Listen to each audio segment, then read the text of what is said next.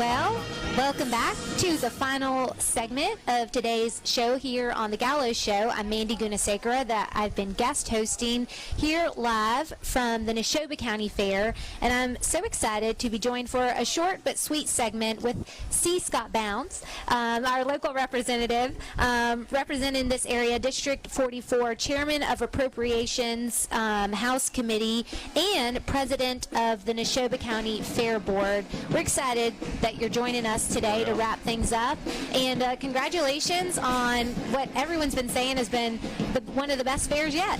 Well, we hope so, and I appreciate y'all having me on the last segment. I think you probably saved the cream of the crop. Yeah, that's for last. That's well, what you are a say. celebrity, so you know. well, I don't know about that. So anyway, no, I'm glad to be here, man. Yeah, it's good. It's good. I do have to pass on. There was one request from one of our earlier guests, Sid Salter. He said everything's great if you could just do something about the temperature. Well, you know, July is our hottest month of the year here in Mississippi, so I wish I could. But it really has been a good fair. We had some significant rainfall early in the fair last weekend, but it's been a great week, and everything's dried out. We got 2 more days. Today's a big day. Tomorrow's a big day in the horse racing, and so people still have 2 more days, 48 hours opportunity to come to the Neshoba County Fair, and we want them here. Yeah. We want them to experience it and see what we got going on. Yeah, how's the attendance been this year? Attendance has been good. We had a real good weekend. Attendance numbers were up from last year.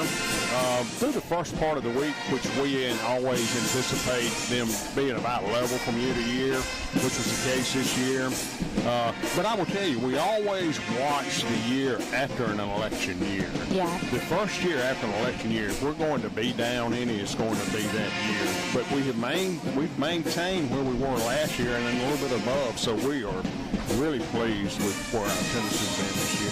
Yeah, well, and you know, there's still been a lot of people coming out for the political speeches, even though here in Mississippi it's our off year. That's right.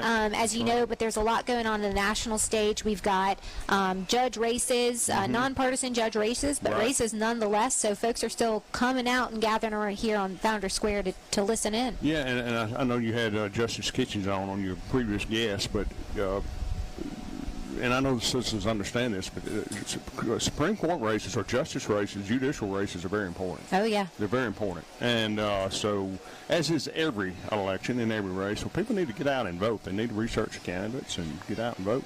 Yeah. Which is very important. For every elected office, it's so important. Absolutely. Including for yours. Could you read us in a little bit? What should we expect for the upcoming legislative session? I know we've got a little bit of time, but what are you looking forward to? Well, you know, I spoke out here yesterday, and I focused probably the biggest part of my talk on the Select Tax Committee that Speaker Jason White has appointed. Okay.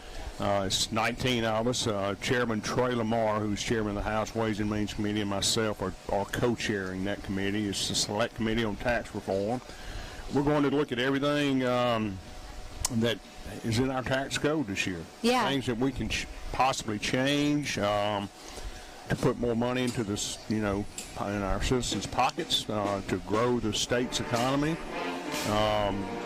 So we've got a busy late summer and fall ahead of us, and that will be, and I will just be honest with you, Mandy. I mean, at some point, I'd like to see the state of Mississippi begin to phase out the last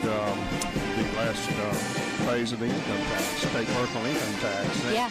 And we can't do that all in one fell swoop. It's got to be phased in over a period of time. But we can do it.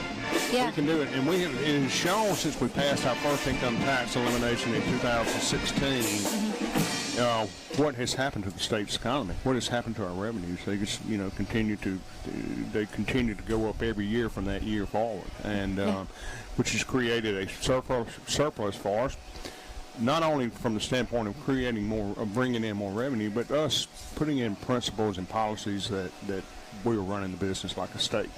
And state like a business, and that's what we need to do. Well, I know that's music to a lot of Mississippians' ears, and it's also it's good for competition because some of our surrounding states, Tennessee, for example, they did away with their income tax, and you've got folks who live right on the border. They want to live in Mississippi, but they also want to take advantage of that tax benefit. Right. So if we can bring those folks on down to Mississippi, we can keep a lot of that growth. A lot of it we've seen in North Mississippi, and we could continue to do so with smart policies like that. I think so, and there's going to be naysayers on everything. We understand that, and we want to hear that. We want to hear what are the negatives of it? What are the negatives of us eliminating the personal income tax? And we want to hear that. But, excuse me, if you do see the states that have eliminated it, their growth has been unprecedented. Yeah. You know, and so we got to keep state government whole. We realize that, and we're not just going to come in and slash and burn. Well, that wouldn't be the best way to go. Well, that's true, but we still got to operate the state too, and we will. That's right. Well, we're gonna have to stop it there. We're running out of time quickly. We saved the best for last, but Scott, Mississippi State Representative Scott Bounds, you wear many hats. The most important right now is president of the Fair Board Association. We thank you for that, and it has been a pleasure to be out here with you.